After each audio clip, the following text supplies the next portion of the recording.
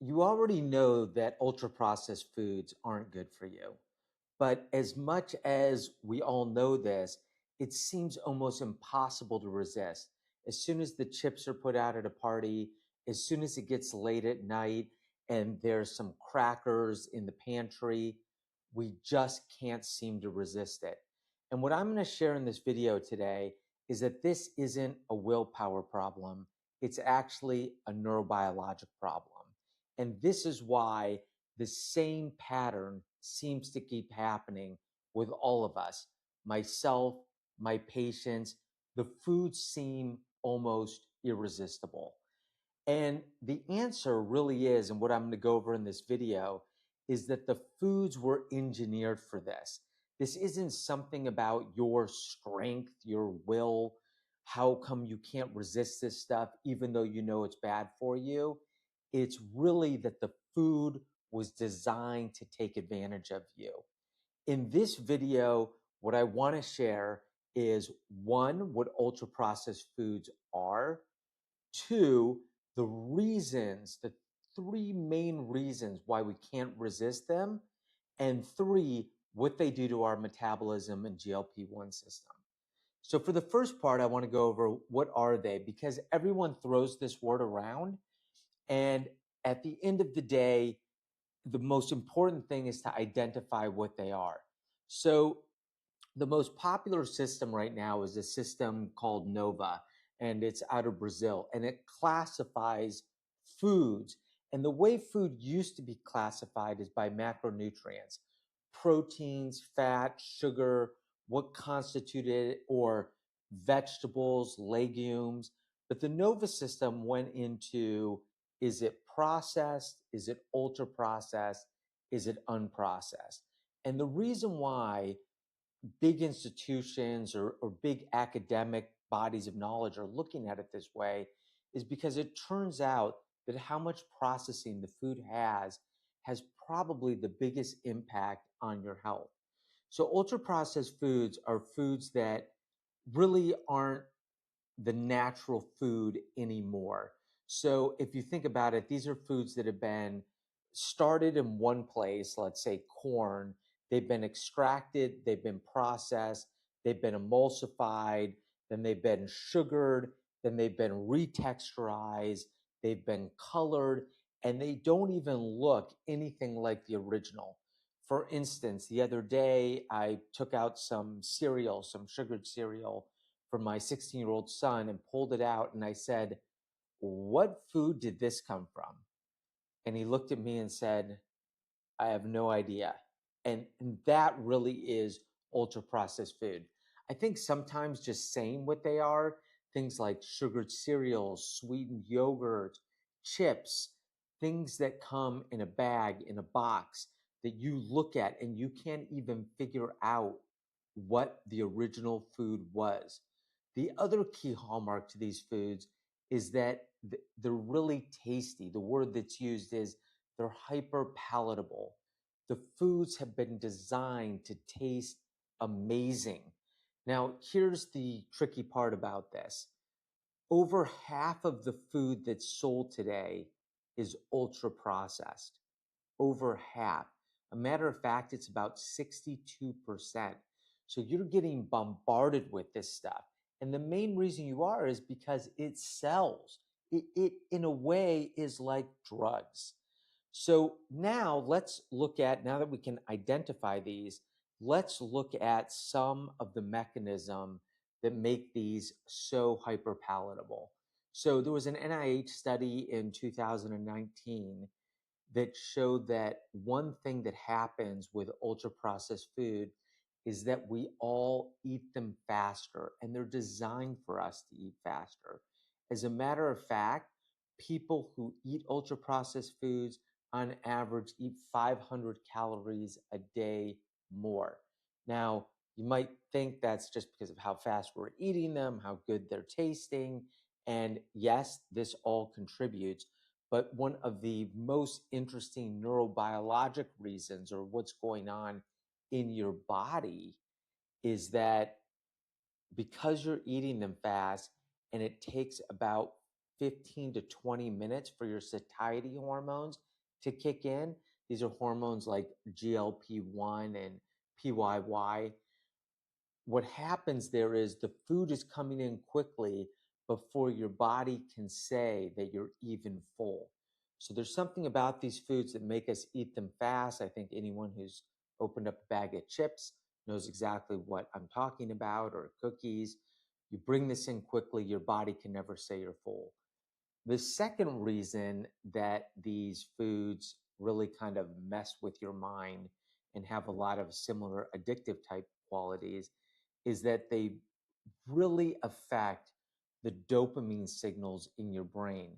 So this is the what they call the mesolimbic system of your brain, where things are highly rewarding. And when these foods are made, they know that it affects this part of your brain. Well, what happens is, in contrast to natural foods, is that the stimulation is so good, just like drugs, that all the receptors in this area get overstimulated. And when they get overstimulated, they start to go away. And then the system needs more and more of it to get the same high, so to say. So, what happens here is you're not eating really for nutrients here, you're eating for a high. This is how these foods work. The other thing that starts happening is you start getting an anticipatory effect. So your brain starts getting excited because of how it plays with the dopamine system to take in the next piece of whatever it is you're eating. So this is, a major, major effect of these foods. And the purpose of it is so that more of it can be sold. The other interesting thing I think here is I'm tying this in kind of to the drug analogy, but is in the Journal of Addiction, they have found there's multiple features of ultra processed food that work the exact same way as drugs such as cocaine work on the brain. And it's a lot to do with exactly what I'm talking about. The receptors go away, you then need more and more for the same stimulus, your brain starts anticipating it. And then the other key element of addiction is when it's taken away from you, you really want it again. And so that's true with all of this, with ultra processed foods. It makes it super hard to stop eating it. So the third element that I want to talk about here is, how does this affect your metabolism?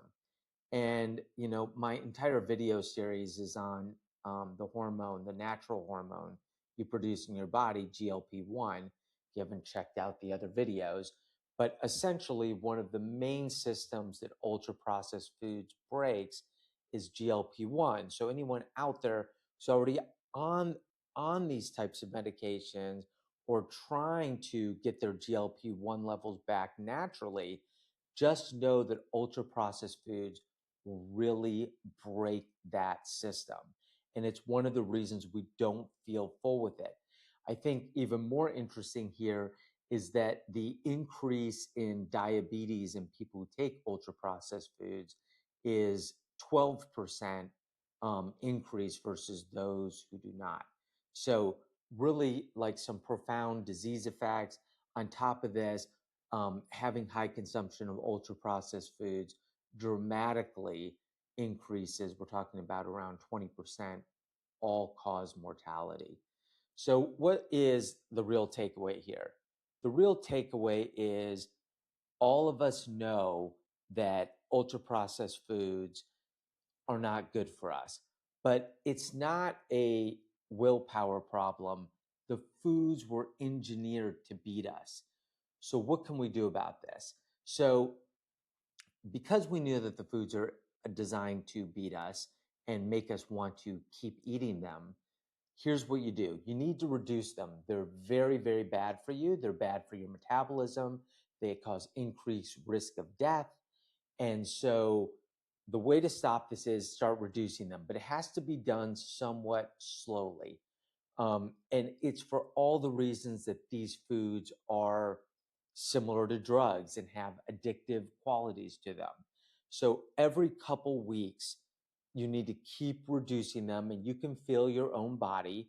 I really trust that everyone feels themselves and what's right for them, but keep not buying them, reduce them every couple of weeks. And the other important thing is to be replacing them with something else that is at least somewhat palatable, not as palatable as an ultra processed food, but these are things like fruits. So you can go, to apples, oranges, mangoes, and have something else in this transition period over a few months. That is what I have found has worked the best for me. And that is what I have heard from my patients works the best from them.